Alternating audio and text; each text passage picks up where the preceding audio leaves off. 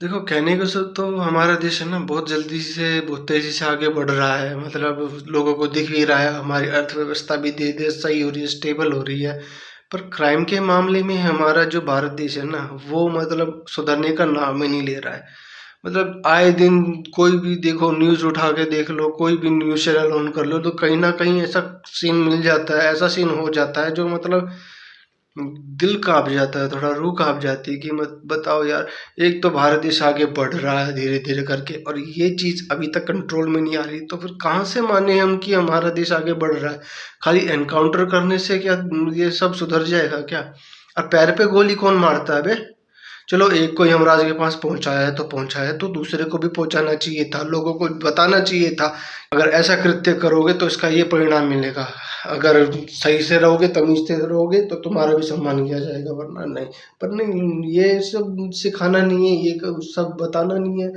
मतलब लोगों को अगर सुधारना है तो लोगों के अंदर दहशत डालना सीखो, जैसे मुगलों ने किया ना, वही काम अब हिंदू राष्ट्र बनाने के लिए करना पड़ेगा। हमें भी वही चीज़ अपनानी चाहिए, साम दाम दंड भेद। जो हमारे शास्त्र हैं, हमारा जो कानून है ना, वो किसी अंबेडकर या किसी अंग्रेज के लिखे हुए से नहीं चलना चाहिए। क्योंकि जो हमारे शास्त्र थे ना, जो सौ बात की एक बात, संविधान से पहले क्या हमारा भारत देश नहीं चलता था क्या? ये अंग्रेजों मुगल आने से पहले क्या हमारे देश में कानून व्यवस्था नहीं थी क्या? क्या वो शास्त्रों में लिखा हुआ नहीं था क्या कि किस सजा की क्या, मतलब किस क्राइम की क्या सजा होनी चाहिए? ये पहले लिखा हुआ नहीं था क्या? या किसी अंबेडकर के आने से या फिर किसी अंग्रेज के लिख देने से तभी हमें पता चला कि हाँ, इस क्राइम की ये सजा है, ये वो सजा है। और एक वर्ग उस संविधान को मानने को तैयार नहीं है, और एक वर्ग को उसी संविधान के थ्रू दबाने की कोशिश करना। अबे, जब एक वर्ग मान रहा नहीं है तो दूसरा वर्ग क्यों माने उस संविधान को? अगर इतने ही वो बन रहे हो, इतने ही शक्तिमान बन रहे हो, तो एक वर्ग अगर नहीं मान रहा है ना, तो उससे कहो मानो। इस देश में रहना है तो मानो, वरना निकल जाओ जहाँ से आए हो। क्यों इनकी मनमानी सुनते रहते हैं हम? क्यों इनके मतलब ऐसी बातें सुनते रहते हैं जो ये भारत देश को तोड़ने में तुले हुए रहते हैं? हमें नहीं मान हमें एक तरफ से ये मान लो, डर बैठाने का ना ठेका ले रखा है इन लोगों ने। और हिंदू हमेशा पहले भी डरता आया था, अब भी डरता आया है। अंग्रेजों से पहले, मुगलों से पहले, मैं ताल ठोक के कह रहा हूँ कि उस वक्त हिंदू ना शस्त्रीय था, और शस्त्रीयता हमारे अंदर से ना मिटाई गई है। और आज के युवा को, आज की जनरेशन को हम कितना भी समझाने की कोशिश कर ले, लाख वीडियोस बना ले, लाख रील्स बना ले, लाख श्लोक लगा करके वीडियोस बना ले, हिंदू नहीं जागेगा। हिंदू के अगर कान के नीचे तुम बम भी फोड़ दोगे ना, तब भी हिंदू नहीं जागेगा, क्योंकि उसका फिर वो कल्चर, वो सेकुलर पना भी जाग जाएगा उसी टाइम पे। नहीं यार, ये मुसलमान बुरे नहीं है, बुरे तो वो हैं जो आसमानी किताब पढ़ती हैं। अबे, मुसलमान है वो। मैं तो विश्वास नहीं करता हूँ किसी मुसलमान पे, छाला चाहे भगवान भी उतर के आ जाए ना, ये कहे ना बेटा ये अच्छा इंसान है, मैं तब भी नहीं मानूंगा कि कोई मुसलमान अच्छा इंसान हो सकता है। नहीं हो सकता कोई मुसलमान अच्छा इंसान। और इन मुसलमानों का क्या हिसाब किताब है? या तो अल्लाह को मान, या अल्लाह के पास जा, ये हिसाब किताब है। और रही बात इन हिंदुओं की, जो बेवजह मतलब अपने आप को खट्टर हिंदू कहते रहते हैं, खट्टर हिंदू, इंस्टाग्राम पर और रील्स पर और शॉर्ट्स पे भी शायद, और व्हाट्सएप पे भी आई थिंक, कट्टर हिंदू कहते रहते स्टेटस पे लगा करके। सालो, तुमसे तुम्हारे सामने अगर कोई हिंदू लड़की या हिंदू भाई कट रहा हो ना, तो तुम मुंह फेर के चले जाओगे। सरे के जड़ा इन अब चाल कहना पड़ेंगे कट्टर हिंदू। हाँ, मैं एक तरफ तो मैं मान लूँ, आज की इस एरा में है ना, मतलब जब ये लगता ना कि हाँ, ये चीज़ वायरल है, ये चीज़ ट्रेंडिंग में है, तो चलो हम भी वही शुरू कर दें। कर रहे हैं ना, थारा भाई जोगिंदर, और वो क्या नाम है उसका, तुम्हारा सुपरस्टार, पता ही होगा, नहीं पता ना, देख लेना, आई होगी रील्स वैसे, या फिर सर्च करके देख लेना। अब वो भी शुरू हो गए। श्री राम जी की कसम है तुम्हें, वीडियो को लाइक करो, शेयर करो और फॉलो करो। जोगिंदर,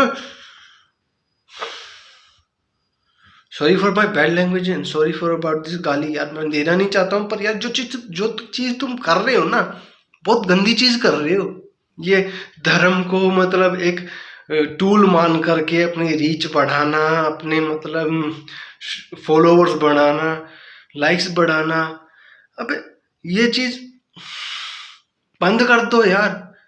मैं भी कट्टर हिंदू हूँ, कट्टर सनातनी हूँ, पर मैं ये नहीं बोलता हूँ कि अगर असली सनातनी हो तो लाइक करके जाओ, फॉलो करके जाओ, सब्सक्राइब करके जाओ। नहीं, मैं नहीं करता हूँ।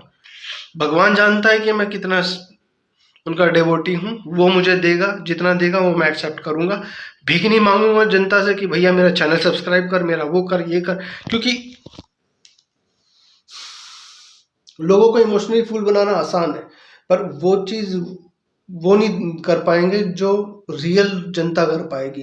क्योंकि जिसे तुम कसम दे करके चैनल सब्सक्राइब करवा लोगे, वो तुम्हारी वीडियो नहीं देखेगा, भूल करके भी नहीं देखा, क्योंकि उसे पता है कि हाँ ये अब चैनल डेड हो जाएगा, इंस्टाग्राम रीच भी डेड होएगी। तो मत ऐसे काम मत करो। और अभी रिसेंटली में ये भी खबर सुनने में आई है कि जो कर्नाटक में जो हिंदुओं ने कांग्रेस को वोट दिया है, उनको तमाचा भी लग गया। काफ़ी वायरल है ये न्यूज़। तो वैसे इसकी मैंने क्लिप डाउनलोड कर रखी है, देखो एक बार। लेकिन दूसरी तरफ वो ये भी कहती है कि इस योजना का लाभ सिर्फ गैर हिंदुओं को ही मिलेगा, ये योजना हिंदुओं के लिए नहीं है। यानी अगर कोई व्यक्ति हिंदू है, चाहे कितना भी गरीब है, चाहे उसके पास कोई पैसा नहीं है, तो उसे सरकार ऑटो रिक्शा और टैक्सी खरीदने पर सब्सिडी नहीं देगी। क्यों भाई कर्नाटक के चमचो, हो गया ना मोए मोए। Okay, I speak in English. Maybe the English is the perfect example, and English is a good tool, I think, to Karnataka peoples, Karnataka Hindus. So Karnataka Hindus, tell me the one thing: why you have give vote to Congress, and what for, and what was in your mind on that time when you taking money and giving vote to Congress? Just explain me this. Now you got a slap on your face. Now what left? Nothing. Now see what Congress is. Everyone is speaking truth about Congress, that what Congress was did in the past and what they want now. Even though you giving them vote and they won and they gave you this. Well, Telangana, nice to meet you and thank you. You choose that bastards that जो तुम्हें बर्बाद कर रहे हैं। Mean they are running you. और दो vote उसको, कांग्रेस को।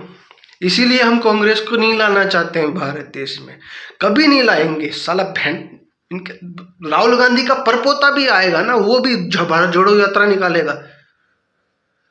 करता रहे मुन्ना, करता रहे, पाखंड करता रहे, हमें पता है तू क्या है। ये सब है ना, इनके पाखंडीबाजी है, इनका दोगलापन है। ये अच्छे बनेंगे, बिल्कुल अच्छे बनेंगे तुम्हारे सामने, तुम्हारे लिए, बस एक दिन के लिए। तुम्हारे जब तक इलेक्शन नजदीक नहीं आती, ये तुम्हारे साथ खाएंगे, हगेंगे, मुतेंगे। इलेक्शन खत्म होते ही साले तुम कौन और हम कौन, इनका ये एटीट्यूड रहेगा। फिर कांग्रेस का बोल रहा हूं मैं। और जो सही काम कर रहा है उसको सपोर्ट नहीं करना है, मत करो। क्योंकि हमारे कहने से है ना, तुम नहीं बदलने वाले हो, तुम नहीं सुधरने वाले हो। वो तुम्हारे खूब बजाता रहेगा और तुम फिर भी उसे ही वोट देने जाओगे, ये सोच करके अब तो अच्छा कर देगा, कहीं ना करे। चलता हूँ, वीडियो को इतना ही रखता हूँ। वीडियो पसंद आई तो लाइक कर देना, चैनल को सब्सक्राइब भी कर देना और आगे तक फॉरवर्ड भी कर देना। अगर सब्सक्राइब नहीं करना, लाइक नहीं करना तो कोई बात नहीं भाई, शेयर जरूर कर देना अगर असली सनातनी हो तो। असली सनातनी हो तो शेयर कर देना। ये बात आगे तक पहुंचनी चाहिए। अगर मेरी बात सच है तो कमेंट बॉक्स में जय श्री राम जरूर से लिखना, मैं समझ जाऊंगा, ठीक है। और अगर मेरा बिहेवियर आप सबको बुरा लगा हो तो उसके लिए I am extremely sorry, but what ever I said truth, क्योंकि सच कड़वा होता है और हर कांग्रेसी भड़वा होता है।